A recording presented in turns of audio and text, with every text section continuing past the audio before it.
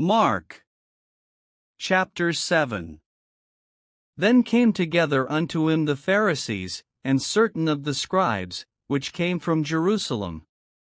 And when they saw some of his disciples eat bread with defiled, that is to say, with unwashen hands, they found fault. For the Pharisees, and all the Jews, except they wash their hands oft, eat not, holding the tradition of the elders. And when they come from the market, except they wash, they eat not. And many other things there be, which they have received to hold, as the washing of cups, and pots, brazen vessels, and of tables. Then the Pharisees and scribes asked him, Why walk not thy disciples according to the tradition of the elders, but eat bread with unwashen hands? He answered and said unto them, Well hath Esaias prophesied of you hypocrites, as it is written, This people honoureth me with their lips, but their heart is far from me. Howbeit in vain do they worship me, teaching for doctrines the commandments of men. For laying aside the commandment of God, ye hold the tradition of men, as the washing of pots and cups, and many other such like things ye do. And he said unto them, Full well ye reject the commandment of God, that ye may keep your own tradition. For Moses said, Honour thy father and thy mother, and, whoso curseth father or mother, let him die the death.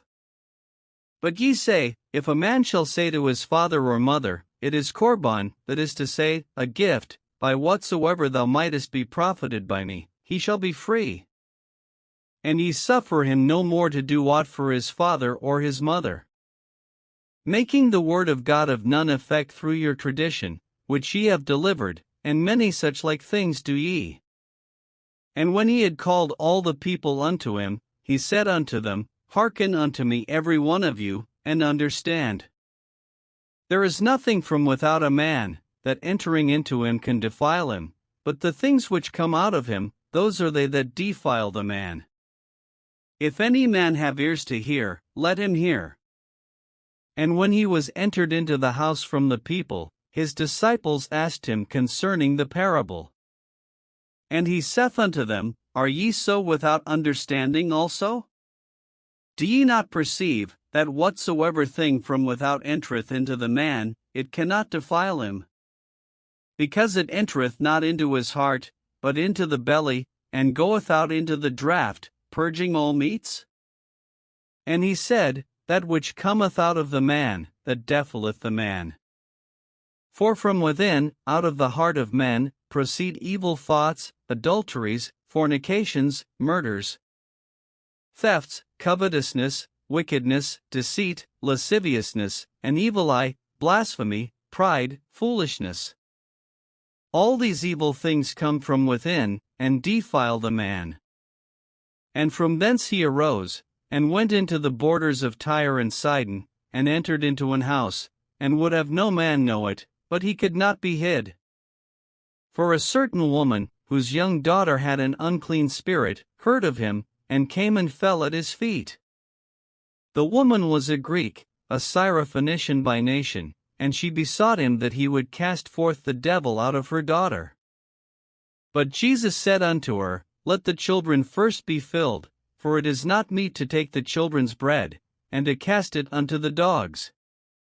And she answered and said unto him, Yes, Lord, yet the dogs under the table eat of the children's crumbs.